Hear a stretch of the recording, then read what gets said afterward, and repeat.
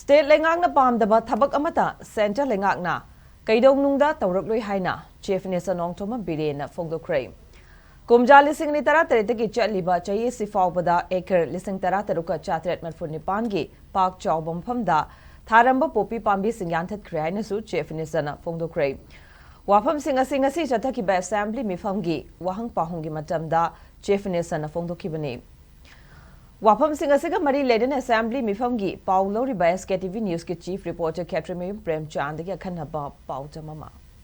Trying to issue Manipur Legislative Assembly gi Taruk Shuba Mifamgi, Nasi Yatakiba Assembly Mifamgi, Wahang Pahungi Matamda, question Awargi Matamda, Punna Opposition Amadi, ruling MLA Sina Punna Star question Tarahang Laki, Haidiba. Question tara asigi manungda opposition MLA Marina tungan Wahang Singh hanglaki aduga Wahang Singh adugi manungda star question number 300 hariba question asida opposition MLA K Ranjit na shoe agreement asi Manipur government na wido tawkraba matungda masi hingli haina lawdra haina hanglakpa wahangi paukhumga marilena Chief Minister nongthombam Biren na hariba shoe agreement asi Hingli haina logani haiba pakhom asi pirakhibani makha tarakpada chatliba chahi asigi February 18 dagi center government na su suspension of operation agreement asi makha tana sangdokte haina su Chief Minister na phongdokhi aduga makha tarakpada khogi 2023 gi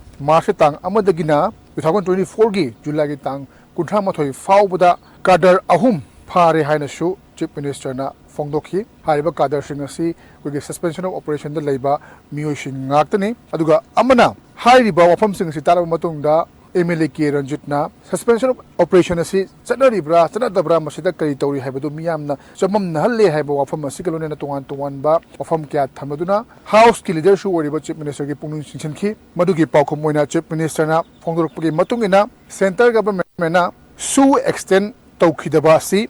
state government gi Firep Amadi State Assembly gi Firep Adubu Gai Khumnabagini Keidounungda State Government ki Pamdaba Thabak Center Government Tourakloi haina su Chief Minister na phongdokhibagalone na Manipur miyamna Pamdaba Thabak Keidounungda Tourakloi haiba famasi thamki aduga atopa poppy plantation ga melenaba wahang amada Chief Minister na phongdokhibagi matung ina hauzik fawa haiba tare 2017 dagina 2014 fawda punna poppy pambi thabaga mailena FIR chamri ge trying to register tawki hana phongdokhi madugi manungda poppy thaba humfumapan village tratuk amadi sel thadaba ani faki hana phongdokhi wahang asi opposition MLA thokchom lokeshona hanglakpa wahangi paukhomda Chief Minister na phongdokhi bani amaromda 2017 dagina 2024 fawda punna Manipur leiba acre lising tratukka chatret mafun nipanda Tharamba Popi Pambising Yanthat Pangam Ki Hainasu Chief Minister na phongdokhi Wahang Pahong Matamgi Atopa Wahang Amada Opposition MLA Surya Kumar Okram Hanglakpa Wahangi Paukhumda Education Minister Tonawjam Basanta Kumar na phongdokhi bagi matung ina contractor leiba primary oja lising amaga chahum maudramadi thamapan gi tolop phangna leiri haibasima khangbangamle haiba wafam si Minister na phongdokhi bani Minister Basanta Kumar na phongdokhi bagi matung ina specific identification number asi finance director na generate togodabani adumakpu hariba SIN number asi generate tawnobo honaba matamda technical gi issue lekhibana leiriba oja lising amaga chahum maura mari asigi manungda lising amaga humpumapan khaktamak hojik fawbugi na SIN number generate tawre adumakpu laiba September asigi manungda soidana makhoigi pidana leriba tolopsing asi piragani haina phongdokhi amaromda regularized on khraba regular takraba lecture chatrukka ahumgi matangda minister na phongdokhibagi matungina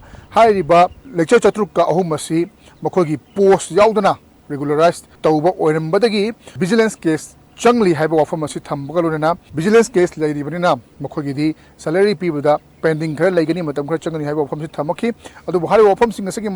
makha tarakpada opposition MLA Surya Kumar na amuk tungan wang ke ama haningakpadagi hari wafam asi makha tana demand discussion da khanagani haibi wafam su thamki